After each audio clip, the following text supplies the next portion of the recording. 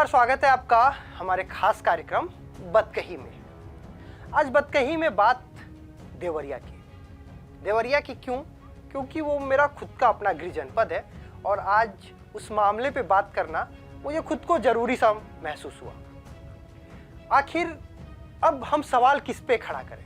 क्या प्रशासन पे या शासन पे, अधिकारियों पे, या फिर जो मृतक है उन पे, या जिसने मारा उस पे? व्यवस्था पे सवाल खड़े करें या किस पे सवाल खड़े करें? लेकिन सवाल, क्योंकि अब लोग कहते हैं आजकल का जो सो कॉल थिंग्स हो गया है कि मीडिया वाला है तो सवाल खड़ा ही करेगा। चलिए मीडिया से कुछ हट के बात करते हैं। एक बाहुबली, जब बाहुबली बनता है तो उस पर कुछ राजनीतिक सपोर्ट होता है, तब वो अपना फलता है, फूलता है और आगे बढ़ता है। ऐसे में एक व्यक्ति जो फले फूले एक विशेष वर्ग और एक विशेष जाति के थे, फले फूले, उनके फलने और फूलने से किसी को कोई दिक्कत नहीं, लेकिन उस दौरान वो किसी के जमीन पे कब्जा करते गए आरोप थे और प्रशासन तक ये बात गई। पोर्टल पे इस बात को अंकित किया गया और जिम्मेदार अधिकारी, तहसीलदार, लेखपाल, हल्का प्रभारी, हल्का के सिपाही, सभी लोग को इस बात का ज्ञात था, लेकिन हमेशा ओके रिपोर्ट दे देते थे। कार्रवाई हुई, कार्रवाई पे कोई बात नहीं होगी कि कार्रवाई क्या हुई और कैसे हुई। सस्पेंड कर दिया गया क्योंकि सबको पता है। हमारे यहाँ जैसे अब तक सब देवरिया वाला भाषा में हमारे यहाँ कहावत है भैया कि पहले खेल हुई, ओकरी बाद जेल हुई और परसों से फिर हुए खेल हुई। काहे कि जेल जाइल और रिपोर्ट के बाद ही कोनो बड़ बात नहीं खे।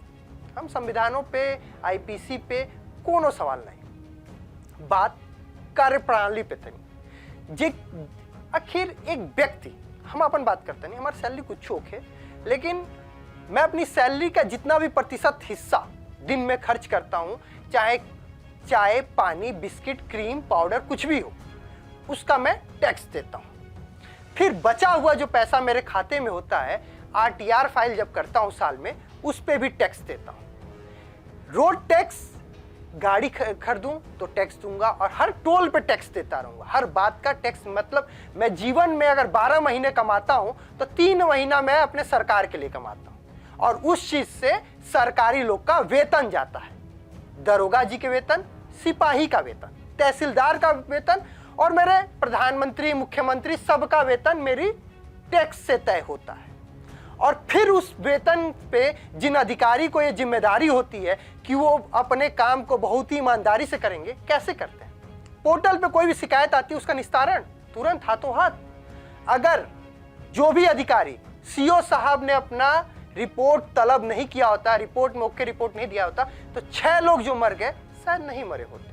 शायद इस मामले का निस्तारण पहले ही हो गया रहता। हम लोग बात कर रहे हैं कि एक विशेष वर्ग के, एक विशेष धर्म के, एक विशेष जाति के लोग का सपोर्ट था, पावरफुल सपोर्ट था, किसी पार्टी से थे, किसी भी पार्टी का नाम नहीं लूंगा, लेकिन जिस भी पार्टी से थे उनका सरनेम से पता चल जाता है उनको किस पार्टी के सपोर्ट थे, प्रत्याशी होने से पता चल जाता है। लेकिन पिछले 6 साल में, पिछले 6-7 सालों से बात करें तो पार्टी तो सत्ता में नहीं है।